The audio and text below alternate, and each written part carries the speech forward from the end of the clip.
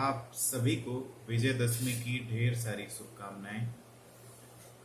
आज विजयदशमी के पवित्र दिन के अवसर पर हमने अपने संगठन के नामकरण के साथ ही साथ अपने संगठन को विभिन्न सोशल मीडिया प्लेटफॉर्म जैसे YouTube channel, Facebook page, Instagram, Twitter इत्यादि पर आधिकारिक रूप से लॉन्च कर दिया है।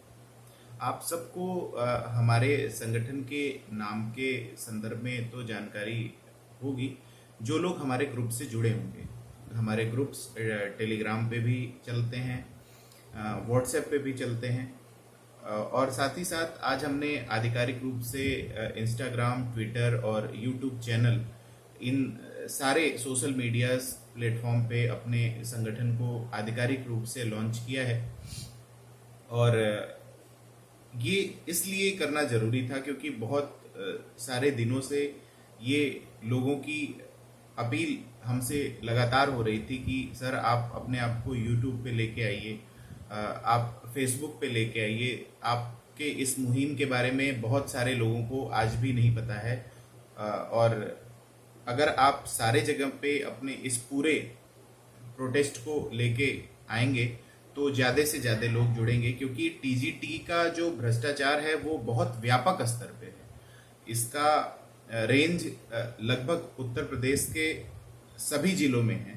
अगर उसमें से मैं बात करूं तो कम से कम 20 से 25 जिले के लिस्ट तो मेरे पास हैं।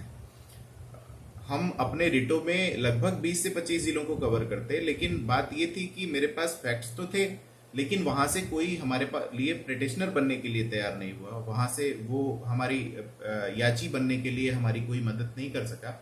इसलिए करीब हमने 12 से 15 जिलों को ही लगभग प्रभावित कर पाया अपने इस पूरे प्रोटेस्ट में, कि जहां जहां पे भ्रष्टाचार हुए हैं। हम लगभग अभी तक 4 रिटों और 1 कंटेम्प्ट के माध्यम से कुल 12 से 15 जिले, लगभग ऊपर नीचे 1-2 हो सकते हैं, इतने जिलों को प्रभावित करने का प्रयास किया है। इतने जिलों को हमने न्यायालय के सामने प्रस्तुत किया है अलग अलग रिट के माध्यम से। एक हमने कंटेम्प्ट भी किया है जो कि बलिया और हापुड़ जिले पे है, जिसमें दोनों जिलों के डीआईओस को पार्टी बनाया गया है।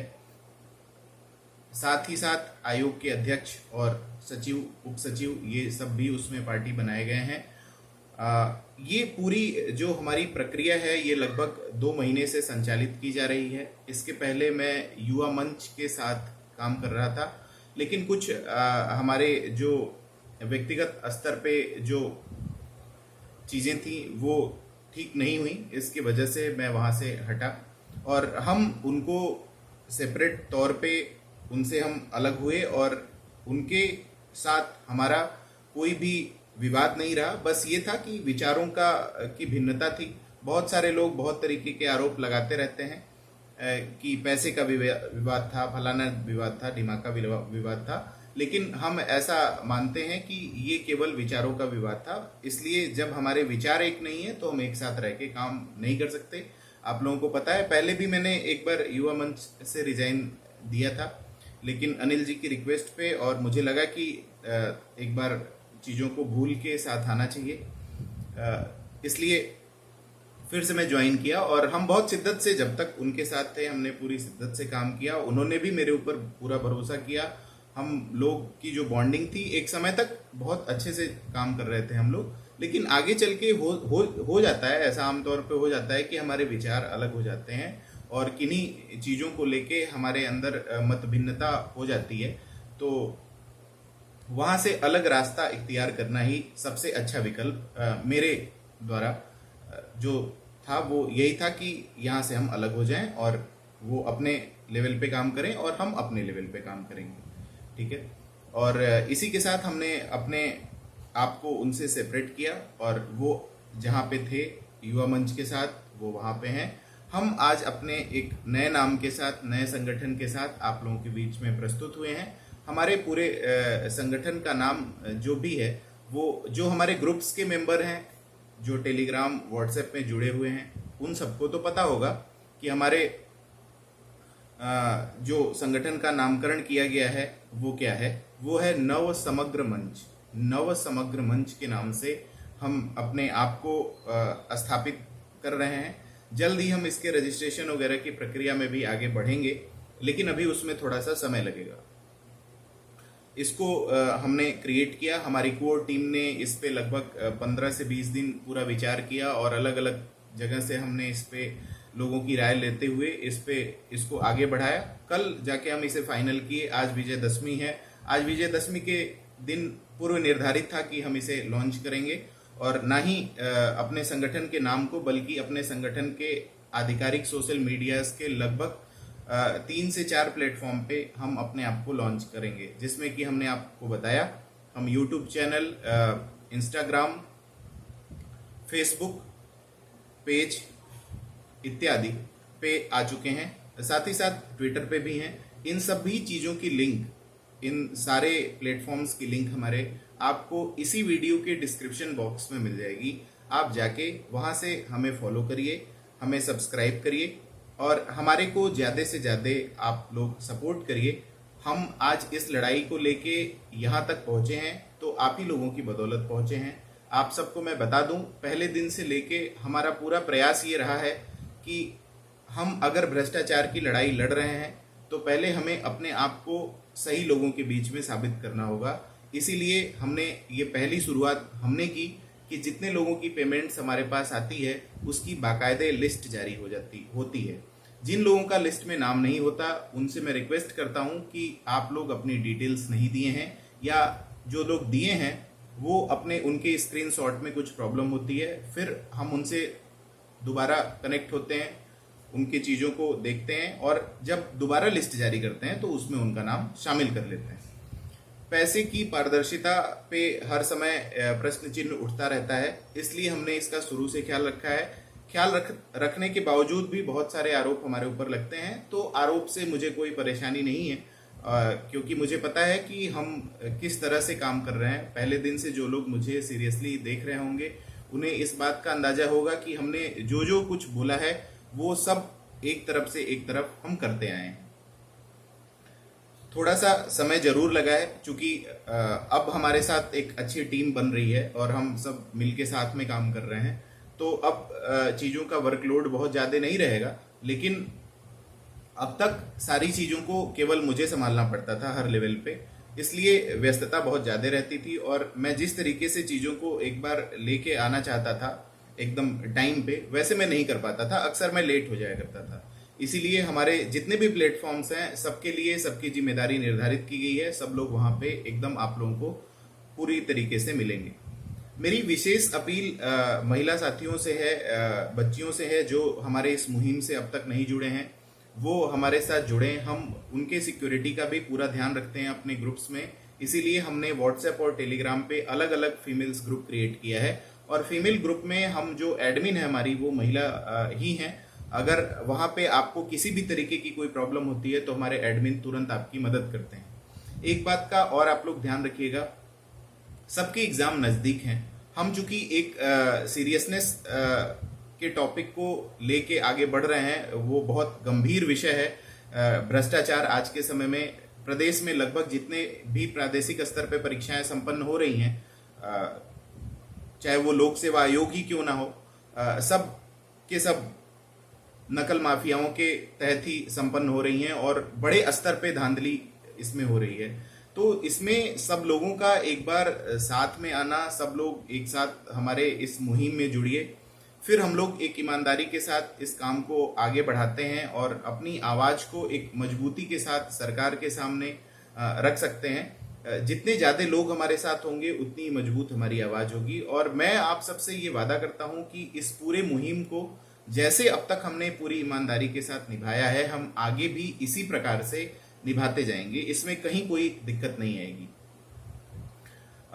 हम महिला साथियों के विषय में बात कर रहे थे, वहां से हम अपनी बात को कट कर दिए। हम फिर से दोबारा उस पर आना चाहते हैं। आप जितनी भी महिला मेंबर्स हैं हमारी, वो अगर हमसे नहीं जुड़ी हैं तो हमारे ग्रुप से जुड़िए।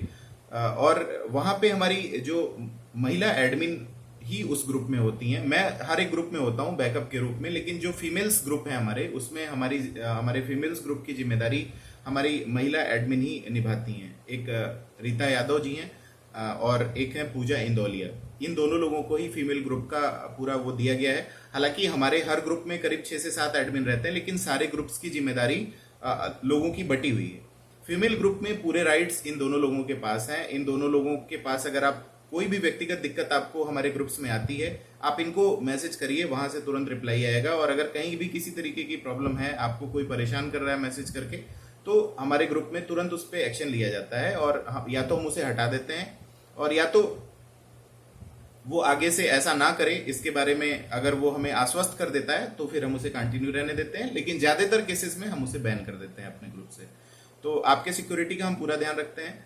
अब आते हैं कि हमारे को जो एक आप लोग एक मजबूत प्लेटफॉर्म दे सकते हैं, वो कैसे हो सकता है। अभी हमारा यूट्यूब चैनल बना है। सभी लोगों से मेरी ये अपेक्षा होगी कि हमारे इस चैनल को ज्यादा से ज्यादा लोगों तक पहुंचाएं। सभी के सभी लोग सब्सक्राइब करें अपने स्तर पे, और जिससे कि हम ज्यादा से ज्यादा रेंज को कवर कर पाए।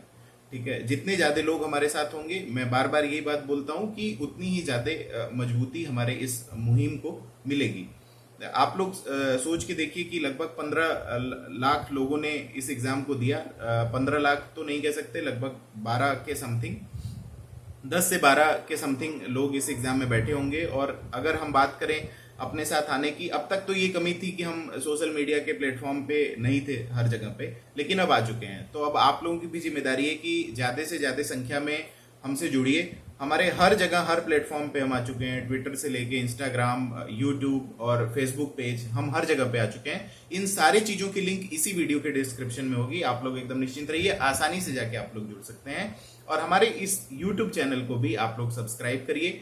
हम और क्या अपने इस ऑर्गेनाइजेशन में सुधार करें, कहाँ पे हमें जरूरत है, इसके बारे में आप लोग हमें सजेस्ट भी करिए। आप सभी लोगों के सुझाव हम सादर आमंत्रित हैं। हम उस पर बहुत गंभीरता के साथ विचार करते हैं।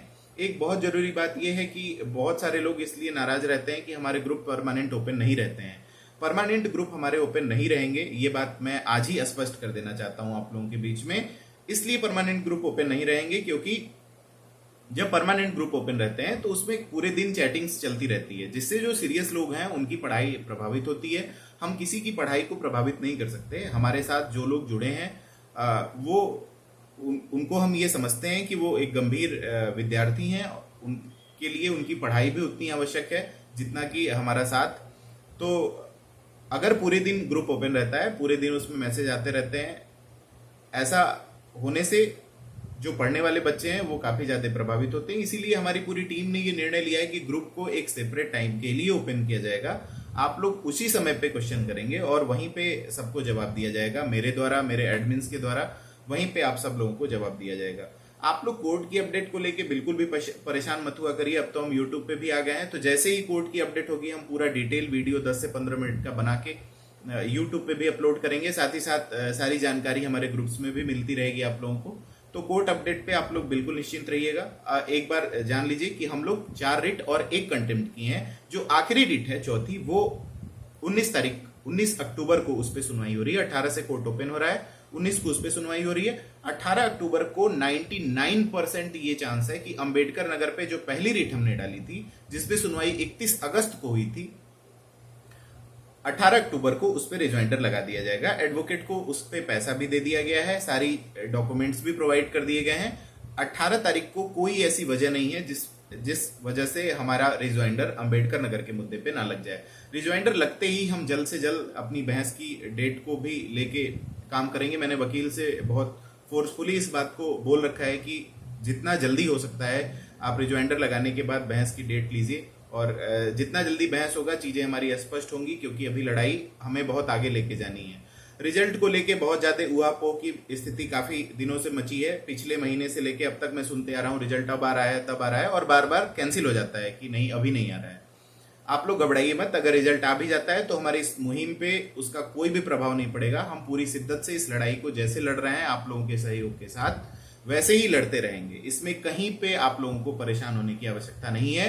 अगर रिजल्ट आ भी गया तो फिर और भी हमारे पास बहुत अच्छे विकल्प होंगे। हमारे ऑलरेडी 2 से 3-4 रिट कंटेम्प्ट हैं, सबके जवाब तो पहले ये दें, ठीक है। और मैं आप लोगों को बताऊं कि जिस तरीके से इन्होंने अंबेडकर नगर पे अपना काउंटर फाइल किया है, जिस तरीके का जवाब इन्होंने दिया है, वो अपने आप में हमारे हमारे इस पूरे प्रोटेस्ट को बहुत मजबूती प्रदान करता है। और इसी के संदर्भ में अगर सब कुछ अच्छा रहा तो अंबेडकर नगर का रिजॉइंडर लगने के बाद जो बहस की डेट होगी उस पर बहुत बड़ा निर्णय हमारे पक्ष में निकल कर आएगा, ऐसी हम उम्मीद करते हैं।